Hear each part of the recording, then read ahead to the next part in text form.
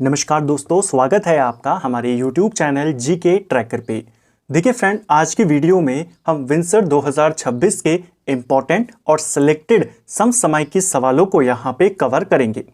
जैसे आप जानते हैं, हम हर साल जो विंसर की आपकी करंट अफेयर की पुस्तक होती है या परीक्षा वाणी के समसामयिकी होते हैं, उनको शॉर्ट नोट्स के माध्यम से कवर करते हैं, जिससे आपके करंट अफेयर का भी जो पार्ट है हम उसको कवर कर सकें। विंसर 2025, विंसर 2026 को भी हमने कवर किया हुआ है। आज से हम विंसर 2026 के समसामयिकी सवालों को देखेंगे। इसमें हम एमसीक्यूज के रूप में इनको कवर करेंगे, पूरी डिटेल के साथ, पूरी एक्सप्लेनेशन के साथ, जिससे आपकी प्रैक्टिस और आपका रिवीजन साथ साथ में होता रहेगा। अगर आपने हमारी करंट अफेयर की या विंसर और परीक्षा वाणी की पिछली क्लासेस नहीं देखी हैं, तो आप उनको प्लेलिस्ट से देख सकते हैं, क्योंकि उत्तराखंड में कई बार होता है कि 2 या 3 साल पुराना वाला जो करंट अफेयर होता है वो भी आपसे पूछ लिया जाता है। तो चलिए दोस्तों, आज की वीडियो को स्टार्ट करते हैं। आज का हमारा पहला सवाल है, निम्न में से किसे 2024 के द्रोणाचार्य पुरस्कार से सम्मानित किया गया? जो 2024 के लिए द्रोणाचार्य पुरस्कार दिया गया था, जनवरी 2025 में इसकी घोषणा होती है। उत्तराखंड से इस पुरस्कार के लिए सुभाष राणा को चुना गया था। ऑप्शन बी सही आंसर हो जाएगा। ठीक है, जो सुभाष राणा हैं ये शूटिंग के कोच हैं। ठीक है, जो पैरा ओलंपिक्स हुए थे, पैरा शूटिंग के ये कोच हैं। जो पैरा ओलंपिक हुए थे टोक्यो में, उसमें भारतीय शूटरों ने 5 मेडल वहां पर जीते थे, जिसमें सबसे इंपॉर्टेंट रोल किसका था? उनके कोच सुभाष राणा का। इनका संबंध उत्तराखंड से है। इनके बड़े भाई, उनको भी द्रोणाचार्य पुरस्कार मिल चुका है 2020 में। उनका नाम था जसपाल राणा। ये एक प्रसिद्ध शूटिंग कोच रहे हैं, खिलाड़ी भी रहे हैं। इन्हीं के छोटे भाई हैं सुभाष राणा, जो पैरा शूटिंग के कोच हैं। ठीक है, अगला, 38वें राष्ट्रीय खेलों का आयोजन राज्य के कितने शहरों में किया गया? जो 38वें नेशनल गेम्स थे, इनका आयोजन उत्तराखंड में होता है। 2025 में जनवरी और फरवरी के महीने में ये उत्तराखंड में हुए थे। 28 जनवरी को इनकी शुरुआत होती है और 14 फरवरी 2025 को इनको समाप्त किया जाता है। ये जो 38वें नेशनल गेम्स थे, यह उत्तराखंड के 8 जिलों के 11 शहरों में आयोजित किए गए। कितने शहर थे? 11 शहर थे, इनको ध्यान रखना, जिसमें मुख्य रूप से आपके हल्द्वानी, रुद्रपुर, अल्मोड़ा, पिथौरागढ़, खटीमा, टनकपुर, देहरादून, हरिद्वार और टिहरी गढ़वाल, ये आपके इंपॉर्टेंट थे। ठीक है, तो कितने जनपदों में हुए? 8 जिलों में। कितने शहरों में हुए? 11 शहरों में। इसके अलावा इन खेलों का उद्घाटन 28 जनवरी को किया गया था प्रधानमंत्री नरेंद्र मोदी के द्वारा। इन खेलों का समापन 14 फरवरी को किया गया था गृह मंत्री और सहकारिता मंत्री अमित शाह के द्वारा। ठीक है, इन खेलों का जो शुभंकर था वो क्या था? इन खेलों का शुभंकर मौली था। इसको भी याद करना है, पूछा जाता है शुभंकर का नाम क्या था? मौली। इन खेलों में सबसे ज्यादा मेडल किसने जीते? इन खेलों में सबसे ज्यादा जो मेडल थे, टोटल 201 मेडल, वो महाराष्ट्र ने जीते। अगर हम पदक तालिका की बात करें, पदक तालिका में टॉप पर सर्विसेज की टीम रही, जिसने 68 गोल्ड मेडल जीते। टोटल 121 मेडल उन्होंने जीते। नंबर 2 पे महाराष्ट्र रहा, जिसने 54 गोल्ड मेडल जीते। फिर आपका हरियाणा रहा, जिसने 48 गोल्ड मेडल यहां पर जीते। उत्तराखंड ने टोटल इसमें 103 पदक जीते, जिसमें 24 गोल्ड मेडल थे, 35 सिल्वर और 44 ब्रॉन्ज मेडल थे। और उत्तराखंड पदक तालिका में 7वें नंबर पे था। ठीक है, अगर हम गोल्ड मेडल के हिसाब से देखें, अगर केवल पदकों की संख्या के हिसाब से देखें, उत्तराखंड ने 103 पदक जीते। पदकों के हिसाब से उत्तराखंड सूची में 4थे नंबर पे था। ठीक है, अगला, हाल ही में सिरकरी भ्योल रूपसिया बगड़ जल विद्युत परियोजना को सैद्धांतिक मंजूरी मिल गई। यह किस नदी पर है? हाल ही में उत्तराखंड की एक जल विद्युत परियोजना को जो केंद्रीय पर्यावरण एवं जलवायु परिवर्तन मंत्रालय है, उसने अपनी मंजूरी प्रदान करी है। परियोजना है सिरकारी भ्योल रूपसिया बगड़ जल विद्युत परियोजना। यह परियोजना पिथौरागढ़ में है और गौरीगंगा नदी पर बनेगी। ऑप्शन बी सही आंसर होगा। 120 मेगावाट की क्षमता वाला यह पूरी परियोजना होने वाली है। छठे वित्त आयोग का अध्यक्ष इनमें से किसे बनाया गया है? तो इनमें से कौन है जो 6वें वित्त आयोग, जो राज्य वित्त आयोग है, उसके अध्यक्ष बने हैं? उत्तराखंड में 6वें वित्त आयोग का जो गठन है वो हुआ, पिछले वर्ष हुआ 2025 में। अप्रैल 2026 से आने वाले जो 5 साल है यानी अप्रैल 2026 से जो नया वित्त वर्ष शुरू होगा वहां से अगले 5 साल के लिए इस समिति ने अपनी सिफारिशें सरकार को देनी है। यह जो 6वां वित्त आयोग बना है राज्य का, इसके अध्यक्ष एन रविशंकर को बनाया गया है। एन रविशंकर पूर्व मुख्य सचिव रहे हैं, इन्हीं को राज्य के 6ठे वित्त आयोग का अध्यक्ष बनाया गया है। सदस्यों में पीएस जंगपांगी और एमसी जोशी शामिल हैं। ठीक है, राज्य सरकार के ने 2025-26 के लिए सकल राज्य घरेलू उत्पाद जीएसडीपी का अनुमान कितना लगाया? 2025 में जब बजट आया था तो 2025-26 के लिए जो जीएसडीपी है इसका अनुमान लगाया गया।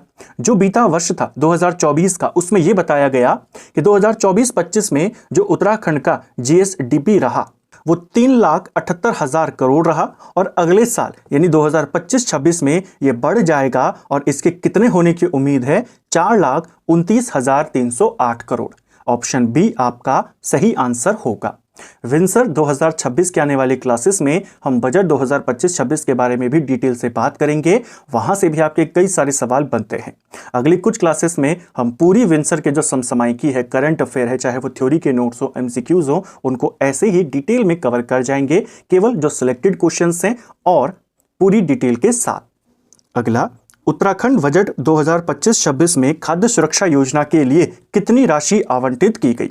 जो उत्तराखंड का बजट है 2025-26 के लिए, इसमें खाद्य सुरक्षा योजना के तहत 600 करोड़ रुपए की जो राशि है उसे आवंटित किया गया है। इसके अलावा एक बहुत ही इंपॉर्टेंट योजना चलती है, प्रधानमंत्री आवास योजना शहरी, उसके लिए लगभग 54 करोड़ रुपए का बजट यहां पे आवंटित किया गया। और किस किस क्षेत्र में कितना पैसा अलॉट किया गया है, जब हम बजट से रिलेटेड और सवालों को देखेंगे वहां पर डीप में जानेंगे। 20 जुलाई 2025 को उत्तराखंड निवेश उत्सव का आयोजन किया गया।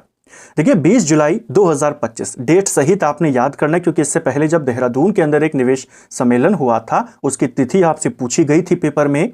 तो उत्तराखंड निवेश उत्सव ये हुआ 20 जुलाई 2025 को। इसका आयोजन उधम सिंह नगर के रुद्रपुर में किया गया था। इसमें जो मुख्य अतिथि रहे थे मुख्य रूप से वे अमित शाह थे। ठीक है, तो ध्यान रखना, काफी इंपॉर्टेंट ये यहाँ पे उत्सव था। उत्तराखंड में ई रूपी प्रणाली की शुरुआत की गई है। यह प्रणाली किस क्षेत्र से संबंधित है? तो ई रूपी इसको यहां पे शुरू किया गया। यह किसानों के लिए शुरू की गई एक यहां पे प्रणाली है। इस प्रणाली के तहत किसानों को जो उनका भुगतान होना है वो डिजिटल माध्यम से किया जाएगा। किसानों को जो भी अनुदान यहाँ पे मिलता है वो बाउचर के रूप में उनको दिया जाएगा, ई बाउचर उनको दिए जाएंगे, जिसके माध्यम से वो कहीं पर भी जो नज़दीकी केंद्र होंगे वहां से जाकर के अपनी ज़रूरत का जो सामान है, बीज वगैरह, खाद वगैरह, वो ले सकते हैं। तो ये है ई रूपी, जिसके माध्यम से किसानों को जो पैसा मिलता है, अनुदान मिलता है या जो उनको भुगतान होना है वह डिजिटल के माध्यम से होगा और एक ई बाउचर उनको प्रदान किया जाएगा उनके मोबाइल पर। तो ई रूपी प्रणाली किससे संबंधित हो गई? कृषि से संबंधित हो गई। इसके साथ साथ जब इसको लॉन्च किया गया था मई 2025 में यह हुआ था। इसके साथ साथ 4 कृषि नीतियों को भी उत्तराखंड में शुरू किया गया। ये कृषि नीतियां किस किस से रिलेटेड हैं वो पूछी जा सकती हैं कि 2025 में जारी की गई 4 कृषि नीतियां किससे संबंधित हैं। एक कृषि नीति है कीवी नीति, एक है ड्रैगन फ्रूट नीति, एक है सेब तुड़ाई उपरांत योजना और एक है माइलेट मिशन योजना। ठीक है, ये 4 कृषि नीतियों को भी मंजूरी दी गई, इनको शुरू किया गया। ठीक है, राज्य में लागू नया भू कानून कितने जनपदों में लागू है? काफी समय से उत्तराखंड में एक मजबूत भू कानून की मांग यहां पे चल रही थी, जिसको देखते हुए सरकार ने 2022 में एक समिति बनाई थी। समिति के जो अध्यक्ष थे वे थे सुभाष कुमार। ठीक है, पूर्व मुख्य सचिव रहे हैं, उनकी अध्यक्षता में यह समिति बनी। इस समिति ने सितंबर 2022 में अपनी रिपोर्ट सरकार को दी। इसके बाद सरकार ने जो भू कानून था उसका मसौदा तैयार किया। 19 फरवरी 2025 को कैबिनेट की मंजूरी इसको दी गई।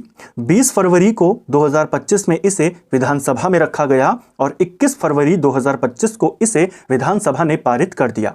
इसके बाद 20 मई 2025 से इसे पूरे राज्य में लागू कर दिया। तो भू कानून कब से लागू हुआ है? 20 मई 2025 से यह लागू हुआ। यह जो कानून है यह उत्तराखंड के 11 पहाड़ी राज्यों पे लागू है। जो हमारे 2 मैदानी जिले हैं उधम सिंह नगर और हरिद्वार, उनको इस कानून से बाहर रखा गया है। तो नया भू कानून कितने जनपदों में लागू है? ये 11 पहाड़ी जनपदों में है, 2 मैदानी जिले इसके दायरे से बाहर हैं। ठीक है, इसके माध्यम से जो इंपॉर्टेंट चीजें हैं वो ये हैं कि ये जो 11 जिले हैं, पहाड़ी जिले जिन पे ये कानून लागू है, इसके माध्यम से कोई बाहर का व्यक्ति कृषि और बागवानी के लिए अब भूमि यहां पर नहीं खरीद सकता। औद्योगिक जो नियम थे पहले, औद्योगिक अगर आप चीजों के लिए जमीन खरीदना चाहते हैं तो उसके नियम जैसे पहले थे वैसे ही आप यहां पे ले सकते हैं, उसके नियम में परिवर्तन नहीं किया है। लेकिन कृषि भूमि को लेकर के, बागवानी को लेकर के, आवासीय भूमि को लेकर के इसमें कानून बनाए गए हैं। ठीक है, औद्योगिक प्रयोजन के लिए अगर कोई भूमि परचेज करता है उसके लिए कोई भी कानून चेंज नहीं किया गया, जैसा पहले था वैसा अब है। ठीक है, अगला, उत्तराखंड भाषा संस्थान ने इस वर्ष कितने साहित्यकारों को सम्मानित किया? उत्तराखंड भाषा संस्थान जो है ये हर साल जो प्रसिद्ध साहित्यकार हैं उनको यहाँ पे सम्मानित करता है। अलग अलग जो महान साहित्यकार रहे हैं उनके नामों पर पुरस्कार दिए जाते हैं, जैसे गोविंद चातक पुरस्कार दिया जाता है, सुमित्रा नंदन पुरस्कार, गुमानी पंत पुरस्कार, ऐसे ही गौरापंत शिवानी पुरस्कार, मंगलेश डबराल पुरस्कार, ऐसे ही अलग अलग महान व्यक्तियों के नाम पे प्रसिद्ध साहित्यकारों को उत्तराखंड भाषा संस्थान हर साल पुरस्कार देता है। इस वर्ष यह पुरस्कार 18 साहित्यकारों को दिया गया। ऑप्शन सी सही आंसर होगा। इन पुरस्कारों में एक इंपॉर्टेंट पुरस्कार है उत्तराखंड साहित्य भूषण सम्मान। जो उत्तराखंड साहित्य भूषण सम्मान है यह सुभाष पंत को दिया गया है, उनका नाम आपने विशेष ध्यान रखना है। पहली बार यह पुरस्कार दिया गया है और इसके पहले विजेता जो रहे वो सुभाष पंत रहे। तो सवाल आएगा, पहला उत्तराखंड साहित्य भूषण सम्मान किसे प्रदान किया गया? उत्तराखंड भाषा संस्थान के द्वारा ये दिया गया सुभाष पंत को। ठीक है, इनकी कई सारी इंपॉर्टेंट रचनाएं हैं जिनमें से एक पेपर में पूछी गई थी, पहाड़ चोर, ये किसकी रचना है? सुभाष पंत की है। पहाड़ की सुबह, एक रात का फासला, छोटा हुआ आदमी, एक का पहाड़ा, ये सब इन्हीं की रचनाएं हैं। ठीक है, शैलेश मटियानी राज्य शैक्षिक पुरस्कार 2024 से कितने शिक्षकों को प्रदान किया गया? जो शैलेश मटियानी राज्य शैक्षिक पुरस्कार, पेपर में तो सवाल यह भी आया था एक बार कि शैलेश मटियानी पुरस्कार का संबंध किससे है, तो यह शिक्षकों के लिए है। ठीक है, मार्च 2025 में 2024 के लिए किन किन व्यक्तियों को यह पुरस्कार दिया जाएगा 2024 वर्ष के लिए, इसकी घोषणा मार्च 2025 में होती है और बताया जाता है कि 16 शिक्षकों को शैलेश मटियानी शिक्षक पुरस्कार से सम्मानित किया जाएगा। ऑप्शन बी सही आंसर होगा। इस पुरस्कार के तहत पहले जो इनामी राशि दी जाती थी, सम्मान की राशि, वो 10,000 रुपए दी जाती थी, अब इसे बढ़ाकर 21,000 कर दिया गया है। ठीक है, इन 16 शिक्षकों को फिर सितंबर 2025 में शिक्षक दिवस के अवसर पर सम्मानित किया गया इस पुरस्कार से। ठीक है, राज्य का पहला महिला खेल विश्वविद्यालय किस जनपद में बनाया जा रहा है? उत्तराखंड का पहला महिला खेल विश्वविद्यालय ये आपके चंपावत में बनेगा। ऑप्शन बी सही आंसर होगा। राज्य की घाम तापो योजना का संबंध किससे है? देखिए, घाम तापो को लेकर के प्रधानमंत्री मोदी के द्वारा लोगों से अपील की गई कि पहाड़ी इलाकों में सर्दियों में भी आपको धूप यहां पे मिलेगी जिसका आनंद आप यहां आके उठा सकते हैं। इसीलिए उन्होंने इन शब्द को इस्तेमाल किया, घाम तापो योजना। मुख्य रूप से यह पर्यटन को बढ़ावा देने के लिए है, तो इसका संबंध आपका पर्यटन से हो जाएगा। ठीक है, मार्च 2025 में प्रधानमंत्री उस समय उत्तरकाशी के दौरे पे थे और मां गंगा का जो शीतकालीन आवास है मुखवा गांव जो उत्तरकाशी में पड़ता है, वहां पर उन्होंने पूजा अर्चना करी और वहीं से इस योजना के बारे में, घाम तापो के बारे में उन्होंने कहा और लोगों से अपील की कि आप सर्दियों में आके यहाँ पे धूप का आनंद ले सकते हैं पहाड़ी इलाकों में। राज्य की पहली महिला मुख्य सूचना आयुक्त कौन बनी है? देखिए, राज्य की पहली महिला मुख्य सूचना आयुक्त, इनका नाम है राधा रतूड़ी। ऑप्शन बी सही आंसर होगा। राधा रतूड़ी इस पद पर आने से पहले उत्तराखंड की चीफ सेक्रेटरी रही थी, यानी मुख्य सचिव रही थी। उत्तराखंड की पहली महिला मुख्य सचिव भी राधा रतूड़ी जी हैं और अब पहली मुख्य सूचना आयुक्त भी यही हैं। ठीक है, ये ओवरऑल चौथी मुख्य सचिव हैं जो आगे चलकर रिटायरमेंट के बाद मुख्य सूचना आयुक्त बनी उत्तराखंड की।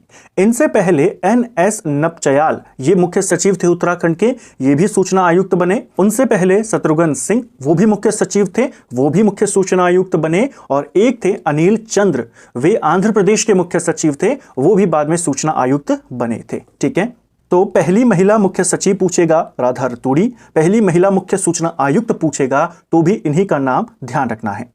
ये मुख्य सचिव थी। अब नए मुख्य सचिव कौन बने हैं उत्तराखंड के, उनका नाम है आनंद वर्धन। इनको भी याद रखना है, अप्रैल 2025 से ये उत्तराखंड के 19वें मुख्य सचिव बने हैं। शोधकर्ताओं व छात्रों को खगोलीय जानकारी उपलब्ध करवाने के लिए उत्तराखंड में नक्षत्र भवन स्थापित किया जा रहा है। यह कहां पर स्थापित किया जा रहा है? तो नक्षत्र भवन उत्तराखंड में कहां पर बन रहा है? यह बन रहा है डीडी हाट में। डीडी हाट पिथौरागढ़ में इसको बनाया जाएगा। ठीक है, इसके माध्यम से ब्रह्मांड के जो जानकारी हैं वो छात्रों को आसानी से उपलब्ध हो पाएंगी, शोधकर्ताओं को उपलब्ध हो पाएंगी। यह आपका नक्षत्र भवन है जो बनेगा डीडी हाट में। एक आपका पर्यटन, खगोल पर्यटन को बढ़ावा देने के लिए नक्षत्र सभा भी शुरू की गई है। नक्षत्र सभा देहरादून में, मसूरी में एवरेस्ट हाउस में शुरू की गई है, जो जॉर्ज एवरेस्ट हाउस है मसूरी में, वहां पर। तो नक्षत्र सभा देहरादून, नक्षत्र भवन आपका डीडी हाट। ठीक है। बूढ़ा भरसार पैदल मार्ग को ट्रैक ऑफ द ईयर के रूप में वर्तमान में विकसित किया जा रहा है। यह ट्रैक किस जनपद में है? देखिए, मुख्यमंत्री के द्वारा मई 2025 में यह घोषणा करी गई कि जो एक हमारा प्रसिद्ध ट्रैक है बूढ़ा भरसार पैदल मार्ग है, जो ये ट्रैक है, इसको ट्रैक ऑफ द ईयर के रूप में विकसित किया जाए। यह जो ट्रैक है आपका पौड़ी गढ़वाल में पड़ता है। ऑप्शन बी सही आंसर होगा। यह धार्मिक और पर्यटन दोनों दृष्टियों से काफी इंपॉर्टेंट ट्रैक है। ठीक है। राज्य में पहली तितली गैलरी की स्थापना किस स्थान पर की गई? उत्तराखंड की जो पहली तितली गैलरी है, इसकी स्थापना जॉली ग्रांट में होती है, देहरादून के अंदर। देहरादून में जॉली ग्रांट में इसे स्थापित किया जाता है। ठीक है। यहां पर 100 से अधिक तितलियों की जो प्रजातियां हैं उनका यहां पे दिखाया जाएगा, उनके बारे में जानकारियां उपलब्ध कराई जाएंगी। ठीक है। राज्य में कुपोषण के प्रभाव को कम करने के लिए कौन सा अभियान चलाया गया है? राज्य में कुपोषण के प्रभावों को कम करने के लिए, लोगों को कुपोषण के प्रति जागरूक करने के लिए सरकार के द्वारा मिशन ओजस इसको शुरू किया गया। ऑप्शन बी सही आंसर हो जाएगा। ठीक है। जून 2025 में उत्तराखंड का पहला साइंस रेडियो स्टेशन कहां से शुरू किया गया? जो उत्तराखंड का पहला रेडियो साइंस स्टेशन था, साइंस रेडियो स्टेशन, इसे जून 2025 में शुरू किया गया। यह आपके देहरादून में शुरू हुआ था। Option B. सरकार ने राज्य के कितने गांवों को संस्कृत ग्राम घोषित किया है? सरकार ने संस्कृति को संरक्षित करने के लिए, उसको बढ़ावा देने के लिए हर जिले के एक गांव को संस्कृत गांव के रूप में घोषित किया। हमारे यहाँ पे 13 जनपद हैं और 13 जनपदों में 13 गांवों को यहाँ पे संस्कृत गांव के रूप में घोषित किया गया, ताकि संस्कृत भाषा को बढ़ावा मिल सके, उसको संरक्षित किया जा सके, आम बोलचाल की भाषा में इसका इस्तेमाल हो सके। तो हर जिले के एक गांव को संस्कृत गांव बनाया गया। टोटल संख्या हो गई 13। यही आपसे पूछा गया था, तो इसको भी ध्यान रखना है। तो फ्रेंड्स, ये था हमारा आज का वीडियो, जिसमें हमने उत्तराखंड करंट अफेयर के 20 इंपॉर्टेंट सवालों को यहाँ पे देखा। ये हमारी विंसर 2026 की पहली क्लास थी। अभी ऐसी ही कुछ क्लासेस आपकी और आएंगी, जिसमें हम पूरे विंसर 2026 में जो जो इंपॉर्टेंट पॉइंट्स हैं, चाहे वो करंट अफेयर को लेकर के हो, यहाँ की संस्कृति को लेकर के हो, या इंडिया के करंट अफेयर, इंडिया की संस्कृति, जो भी इंपॉर्टेंट पॉइंट आपको मिलेंगे इस पुस्तक में, उन सबको हम ऐसे ही कवर यहाँ पे करेंगे, जिससे आपकी जो पूरी पुस्तक है वो शॉर्ट नोट्स के माध्यम से आप कवर कर पाएं और केवल सिलेक्टेड क्वेश्चंस के माध्यम से डिटेल में आप अपनी तैयारियों को और मजबूत कर पाएं। उम्मीद करता हूं आपको आज का वीडियो पसंद आया होगा। अगर आपको ये वीडियो पसंद आई है तो वीडियो को लाइक करें, चैनल पर नए हैं चैनल को सब्सक्राइब करें, अपने दोस्तों के साथ शेयर करें। वीडियो आपको कैसा लगा कमेंट बॉक्स में हमें ज़रूर बताएं। Thank you friends.